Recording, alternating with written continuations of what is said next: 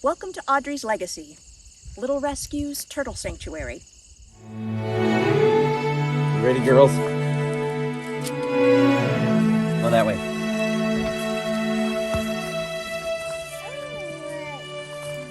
Nope, that way.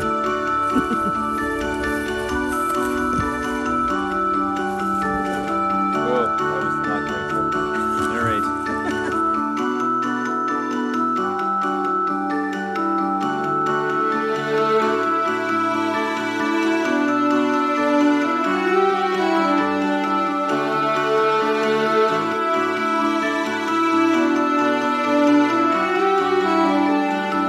What we have here is Audrey's Legacy, which is the sanctuary for red-eared sliders that we developed over 5 years, really. And so this is phase one. It's the largest of the ponds on the property, and this is for the girls to give them a place to go because they are actually the hardest to adopt out. We call it Audrey's Legacy because we had a turtle named Audrey. She spent 20 years living in a bucket. She was grossly deformed, and she became our mascot, really, of the rescue, and only lasted about 4 years with us. So her legacy to other turtles is to give them a place to go where no one else, in Canada at least, will take them. As I said, it's been about 5 years we came up with the idea of the sanctuary, and then we had a financial backer. It was basically a private foundation that took a liking to us and wanted to help out, and they said, so let's start looking for properties. And we looked all across Ontario. There's a few that we bid on and just didn't work out, stuff like that. It happens. And then we really started to focus in, as you do, buying any kind of property, on really what you want to have, what you want to get.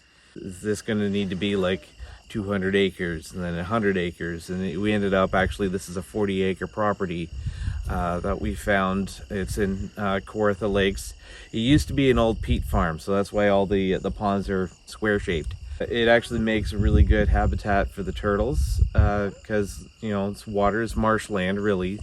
But the ponds are man-made. They're 12 feet deep. Turtles in Ontario, to survive the winters, they only need about 5 feet. So 12 feet's good.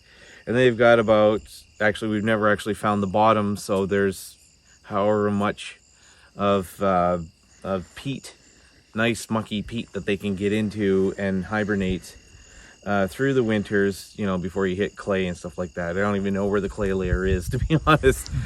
And we have over there, we do have a windmill that all it does is it pumps oxygen into the ponds.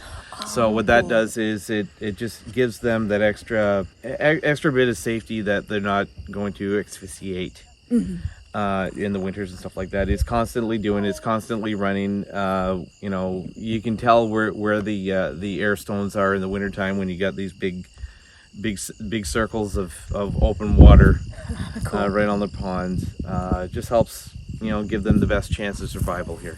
Okay, so this fencing is basically to keep out certain wildlife from harming the turtles, but also to keep the turtles from being invasive, correct?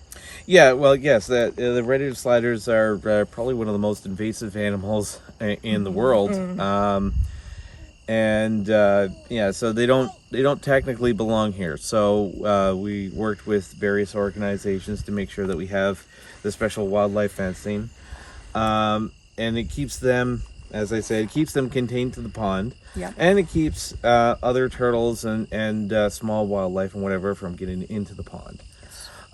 It does have a climber barrier on this side, which is a 5-inch lip, as you can see here. So even if the turtles try and climb, because they are actually really good at climbing, they'll catch this and they'll just come back down. Right.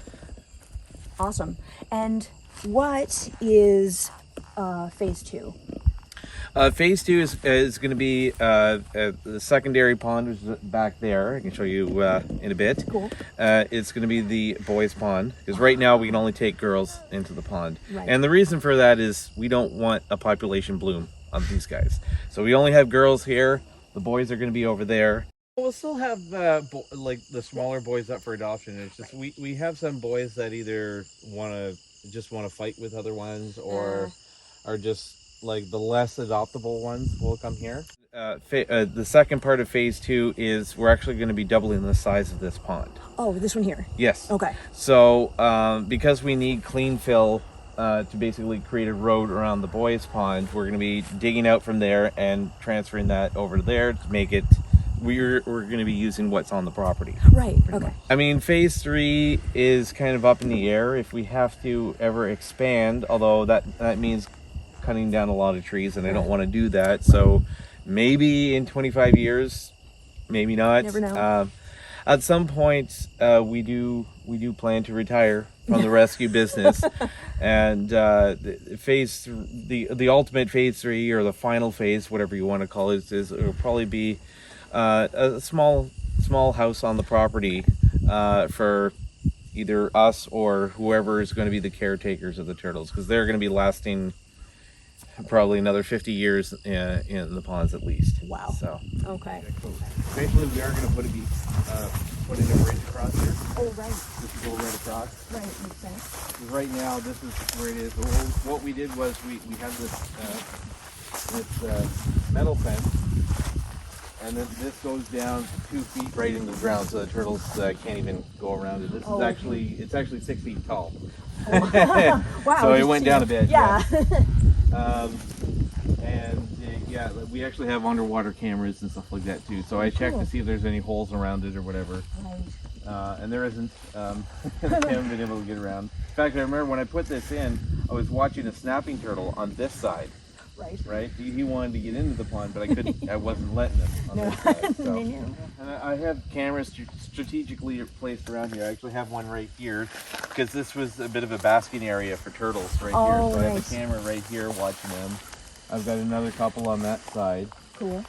These logs tend to travel around the pond, depending on wind and stuff like that. So they like to bask on these things. From here, basically, this is the part I'm going to be digging out. Okay.